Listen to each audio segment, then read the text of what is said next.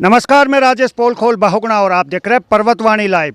बहुत कम खबरें ऐसी होती हैं जो मुझे दिल को ठंडक देती हैं और यकीन मानिए ये सब हुआ है आपके कारण।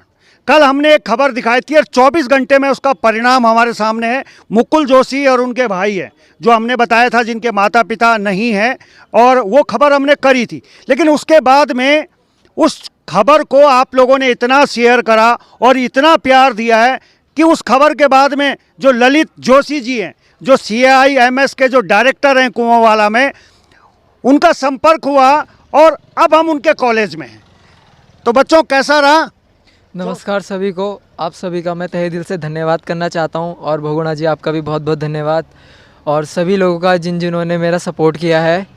कल ये न्यूज़ जब आप सभी लोगों ने सुनी और हमारी समस्याओं को समझा तो जोशी जी हैं तो उन्होंने संपर्क साधा हमसे, तो आज उन्होंने अपने कॉलेज में बुलाया है, जिसका श्रेय आप सभी लोगों को जाता है। आप लोगों के माध्यम से कोई आया हमारे आगे हमारे सर पे हाथ रखने के लिए, तो मैं बहुत बहुत धन्यवाद करना चाहूँगा आप सभी लोगों का। देखिए, आज इनके चेहरे में मुस्कुराहट भी है और कहते हैं ना, नर सेवा नारायण सेवा। कॉलेज तो बहुत हैं, कॉलेज बहुत लोग चलाते हैं, लेकिन ये जो मुहिम है नर सेवा नारायण सेवा की, ये हर कोई नहीं कर रहा है। 2.5 साल 3 साल की पत्रकारिता का मेरा भी अनुभव है। मैंने अनेक ऐसे कार्यक्रम किए हैं, ऐसे अनेक लोगों को दिखाया है, लेकिन मुझसे संपर्क नहीं किया है।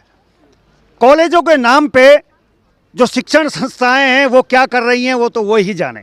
लेकिन मैं पुनः आप लोगों का धन्यवाद देना चाहता हूं, क्योंकि आप लोगों की मुहिम रंग लाई है और ये है असली ताकत। ये है आपकी असली ताकत, जिस ताकत ने आज इन बच्चों को एक कॉलेज के प्रांगण में खड़ा कर दिया है। और इस कॉलेज के प्रांगण में जहां हम खड़े हैं, जो इसके डायरेक्टर हैं, आइए अब उनसे बातचीत करते हैं। वाकई में वो भी तारीफ के काबिल हैं और नर सेवा नारायण सेवा इस पद्धति को चरितार्थ करते हैं। बने रहें। अब हमारे साथ ललित जोशी जी हैं। मैंने कहा है ना कि कॉलेज तो बहुत लोग चला रहे हैं, लेकिन हर कॉलेज में भगवान करे ललित जैसी जोशी जी जैसे हों। जोशी जी, सबसे पहले तो आपका दिल से धन्यवाद है। मैं जल्दी से किसी का धन्यवाद नहीं करता हूं, लेकिन अगर काम धन्यवाद वाले हों तो रह भी नहीं सकता हूं। मैं सबसे पहले तो बहुगुणा जी आपको धन्यवाद करूंगा, क्योंकि हम धन्यवाद के इसमें कोई ऐसी हमने काम नहीं किया। लेकिन हाँ, जब मैंने न्यूज़ देखा कल और आपने वो न्यूज़ उठाया था कि 2 बच्चे जो हमारे पास अभी मेरे बगल में हैं, जोशी ब्रदर्स, तो इनकी जब मैंने व्यथा सुनी कि कोरोना में जो है काम छिन गया और उसके बाद मकान मालिक ने इतना प्रताड़ित किया, इतना टॉर्चर किया। उसमें मैं पढ़ रहा था सुसाइड नोट को, तो उसमें लिखा था कि भाई उन्होंने ठेली लगाने का भी प्रयास किया, उनके तराजू को भी कुछ पुलिस वाले उठा के ले गए, फिर वो बाद में तराजू मिला, लेकिन कोविड में वो अपना फड़ भी नहीं चला पाए। तो उन्होंने रिक्वेस्ट की कि थोड़ा हमें टाइम दे दो, हम पैसा दे देंगे, हम कहीं जा नहीं रहे हैं, लेकिन हमको थोड़ा सा अपने बच्चों को पालना है, मैं इतने दूर से आया हूँ।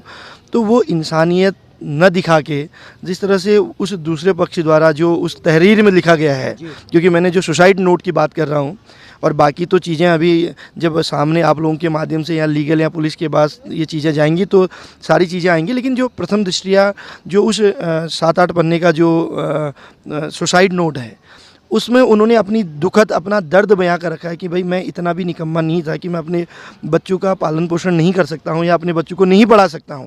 लेकिन जिस तरह से मेंटली टॉर्चर किया गया, उसके बाद उनकी डेथ हो गई।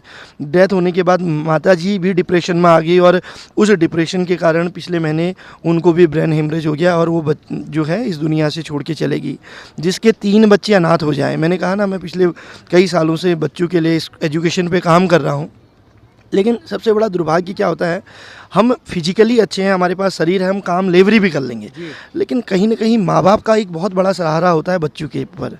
अपनी माँ और अपने पिता, हर कोई चाहे कैसे भी इंसान हो जाता है, वो माँ बाप कभी नहीं बन सकता है। हम भी माँ बाप का स्थान नहीं ले सकते हैं। तो उन बच्चों के मन में क्या बीत रही होगी जिन बच्चों की माता पिता चले गए। अभी 1 महीने बाद उन्होंने बताया कि मैं 15 नवंबर को देहरादून आया और उस मकान मालिक के पास गया जहां इनका सामान था, और उन्होंने इनको न सामान दिया। पहले तो एंटरटेन करते, कहते बेटा पहला झटका जब पिताजी चले गए थे उसी समय संभाल लेते कि नहीं यार बेटा कोई बात नहीं, तुम रहो, हम तुम्हारी मदद करेंगे, एक इंसानियत के नाते ना, क्योंकि ये देवभूमि है। लेकिन इस देवभूमि में अगर असुर भूमि बन जाए तो ये भी हम सब के लिए बहुत बड़ा एक अभिशाप है। तो मुझे लगा कि नहीं, जब पिताजी चले गए, उसके बाद माताजी चले गए, और इन बच्चों ने बताया ये रेलवे स्टेशन में सब्जी मंडी में एक चादर लेके ये दोनों भाई ओढ़ रहे हैं। तो मुझे ये समझ में नहीं आई कि इतना समय हो चुका है, 2 साल हो गए हैं पिताजी को गए, 1 साल हो गया, 1 महीना हो गया माताजी को गए हुए, और ये बच्चे बेचारे अपने सामान के लिए, अपने इंसाफ के लिए यहाँ दर दर भटक रहे हैं। तो धन्यवाद तो मैं आपका करूँगा कि आज के टाइम पे इस तरह से भी मीडिया कहाँ किसी को हाईलाइट, किसी के दर्द को दिखा रही है। आप साधु पात्र हैं, साधुवाद के पात्र हैं, क्योंकि आप पहाड़ों में जिस तरह से लगातार जा रहे हैं और ऐसे मुद्दे उठा रहे हैं जिसकी वजह से हमें भी पता चला। तो जब मैं कल हल्द्वानी से, क्योंकि मैं बाहर था, कल मैं आया तो आते आते आपकी वीडियो देखी तो मुझसे रहा नहीं गया। मैंने उसी में कमेंट्स भी किया कि इन 2 बच्चों को आप मेरे पास लाइए, इनके खाने पीने रहने की, और इनको मैं कुछ न कुछ पढ़ाई लिखाई करा के इनको मैं एडजस्ट करके कहीं ना कहीं जॉब योग्य बना दूंगा, ताकि कम से कम जो इनका 12th में जो बेटा पढ़ रहा है, मेरे ख्याल से तुम पढ़ रहे हो बेटा, कौन से स्कूल में पढ़ते हैं? ये राजकीय इंटर कॉलेज देहरादून में ही पटेल नगर में पढ़ते हैं। इन्होंने अभी 12th कर लिया, तो मुझे लगा कि एटलीस्ट 2 को तो मैं पढ़ा के कुछ नहीं तो होटल मैनेजमेंट, टूरिज्म या जो सब्जेक्ट करना चाहेंगे, इनका खाने पीने रहने पढ़ाई का व्यवस्था मैं करा दूंगा। और रही बात एक जो दूसरा पक्ष है, इनको अपना लीगली भी ये चाहते हैं कि भाई हमको न्याय मिले, तो हमारे कई एडवोकेट साथी हैं, क्योंकि मैं भी एडवोकेट हूँ, और कई ऐसे लोग हैं, भाई दूध का दूध पानी का पानी हो, अगर किसी के साथ गलत हुआ है तो ये देवभूमि है, इसको हम असुर भूमि तो नहीं बनने देंगे। चलिए धन्यवाद आपका। और कहते हैं जिसका कोई नहीं उसका तो खुदा है यारों।